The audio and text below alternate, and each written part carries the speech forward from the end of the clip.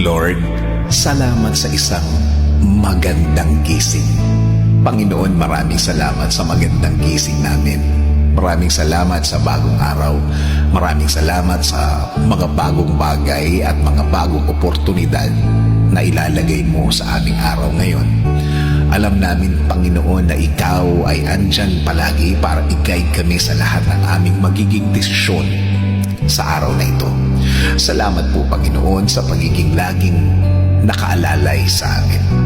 Alam din namin, Panginoon, na hindi na magtatagal ang aming mga problema na kinakaharap namin dahil alam namin, Lord, that You are working in our behalf, that You are constantly making things work for us, Lord.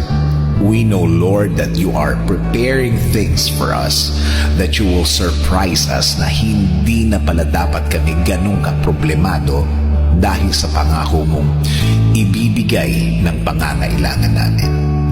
We know, Lord, that You can see things that we cannot see. So magiging faithful po kami sa mga oras na ito. Alam po namin, hindi ang kinalalagyan namin ang magiging future namin, Lord. I declare, Lord, that things will be better, Lord. Better than yesterday. Last week, better than last month. Na ang lahat ay magbabago para sa amin bilang mga anak Niyo, Panginoon.